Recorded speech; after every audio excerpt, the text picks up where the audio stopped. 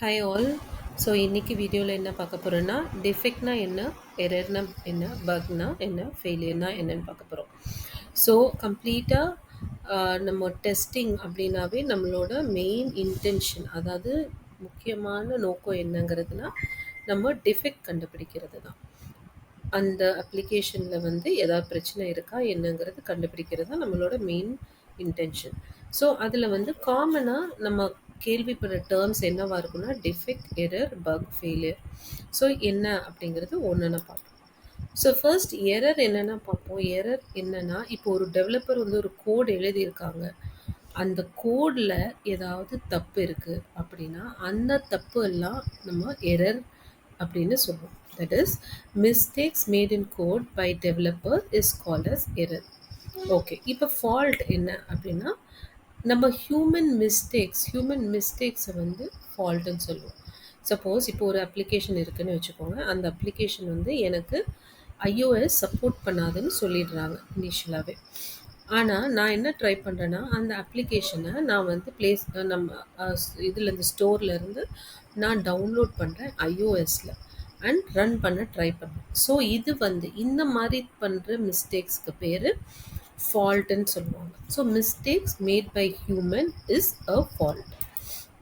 Next டிஃபெக்ட்னா என்ன, பக்னா என்ன. ஸோ டிஃபெக்ட்டும் பக்கும் பார்த்தீங்கன்னா கிட்டத்தட்ட ஒரே விஷயத்தை தான் வந்து நமக்கு சொல்லுது. So bug is an informal name of defect used by tester which is accepted by dev team. இப்போ ஒரு அப்ளிகேஷன் நான் டெஸ்ட் பண்ணும்போது நான் வந்து ஏதாவது ஒரு பிரச்சனை ரிக்குவயர்மெண்ட்டை மீட் பண்ணல அப்படின்னா அதை வந்து நான் டிஃபெக்ட்னு சொல்லுவேன். அதை போய் நான் ஒரு டெவலப்பர் கிட்ட கன்வே பண்ணும்போது அந்த டெவலப்பரும் ஓகே ஆமாம் இது வந்து பிரச்சனை தான் அப்படின்னு சொல்லும்போது அந்த டெர்மினாலஜி எப்படி மாறுதுன்னு பார்த்தீங்கன்னா அது பக்குன்னு சொல்லுவாங்க. Okay, this is a buck, yeah I accept this is a buck, நான் ஒத்துக்கிறேன் இது பக்னு, திஸ் அப்படின்னு டெர்மினாலஜி மாறுறது தான் வந்து டிஃபெக்ட் அண்ட் பக்னு சொல்லுவாங்க. ஸோ இப்போ டிஃபெக்ட்னா என்ன, பக்னா என்ன. So diversion in actual and expected is a defect or bug. அதாவது டைவர்ஷன் அப்படின்னா இப்போ எக்ஸ்பெக்டட் எனக்கு ஒன்று இருக்குது, ஆக்சுவல் வந்து ஒன்று இருக்குது அப்படின்னா அதை வந்து அது டிஃப்ரென்ஸாக இருக்குது இல்லையா. இப்போ வந்து எனக்கு எக்ஸ்பெக்டட் 1+1 வந்து எனக்கு 2ன்னு கொடுக்கணும். ஓகே, 2ன்னு எனக்கு ரிசல்ட் வரணும் அப்ளிகேஷனில். ஆனால் நான் அப்ளிகேஷனில் ட்ரை பண்ணும்போது 1+1 வந்து எனக்கு 3ன்னு வருது. ஸோ இது வந்து ஆக்சுவல்னு சொல்லுவாங்க, இது எக்ஸ்பெக்டட்னு சொல்லுவாங்க, இது ஆக்சுவல். நமக்கு ட்ரை பண்ணும்போது கிடைக்கிறது பேர் ஆக்சுவல் ரிசல்ட். எக்ஸ்பெக்டட் ரிசல்ட் வந்து ரிக்குவயர்மெண்ட்டில் என்ன இருக்கோ அது வந்து எக்ஸ்பெக்டட் ரிசல்ட். ஸோ இது ரெண்டுத்துலேயும் ஏதாவது டீவியேஷன் இருக்குது, டிஃப்ரென்ஸ் இருக்குது அப்படின்னா அதை வந்து டிஃபெக்ட்னு சொல்லுவாங்க. ஸோ இதுதான் டிஃபெக்ட் ஆர் பக். அடுத்தது ஃபெயிலியர். ஃபெயிலியர்னா இப்போ ஒரு அப்ளிகேஷனை நீங்கள் யூஸருக்கு, ஒரு கஸ்டமருக்கு யூஸ் பண்ணுறதுக்கு நீங்கள் கொடுத்துட்றீங்க. ஆனால் அவன் யூஸ் பண்ணும்போது நிறைய பிரச்சனைகளை ஃபேஸ் பண்ணுறாங்க, நிறைய இஷ்யூஸ் வருது.